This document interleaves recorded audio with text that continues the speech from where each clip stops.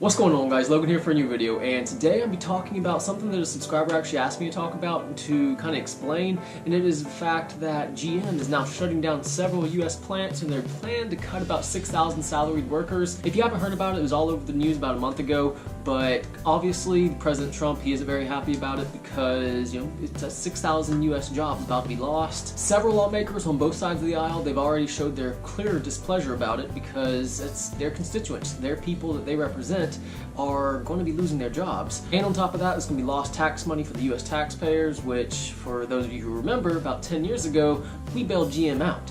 And to date, they still owe us $11 billion. So GM's still in the hole, they still owe America $11 billion, and now they're going to close these plants down. They're going to be shipping those jobs overseas to China where the manufacturing costs are much less, which is absolutely insane because they're just stabbing America in the back. I mean, I understand that it's the market talking. I mean, people are just not buying GM cars, which is what the plants are. They're producing a lot of GM cars. Cars are more popular over in China and Asia because they like their smaller compact cars, sedans.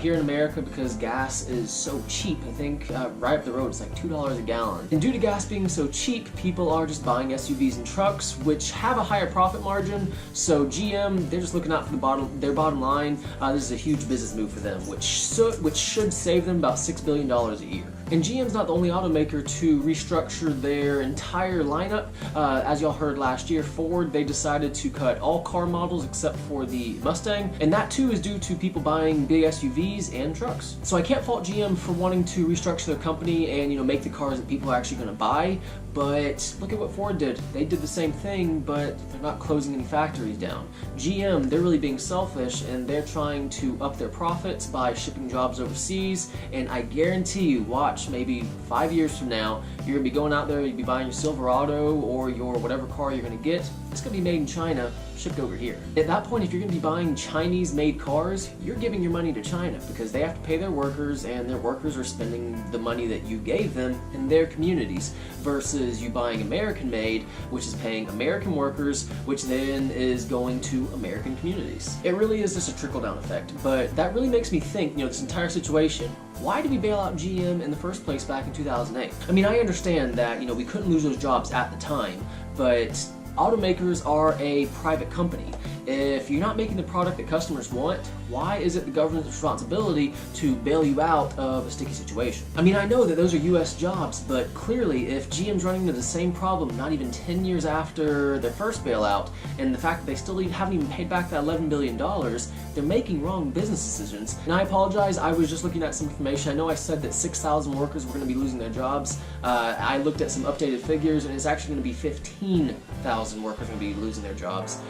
And this is all while the CEO is making $22 million in 1 year. So that's absolutely insane, and it kind of shows where GM's eyes are looking, and really they're just looking at the profits. But with the new news, you can't really say you're too surprised because we had to bail them out back in 2008, and before you guys come out here and say that, oh, Ford took some government money too, America made money on Ford's loans, and that's exactly what they were. They were a loan. Ford, they aren't going to let GM and Dodge, get one up on them by taking all this government money, so of course they're going to take some loans because the government was just handing them all out, and they paid it back. And with GM accepting all that money, in return, they had to restructure their company so that they'd become profitable one day. But that's just my outlook on it. A lot of people, they say that, this is just normal, that, they're shutting down these plants, firing all these workers, and that, they're really defending GM, which I understand because Ford, whenever they decided they were going to cut all the other car brand, or all the other car models except for the Mustang, even me, I was defending it when all these GM people and Dodge people were attacking Ford, saying that,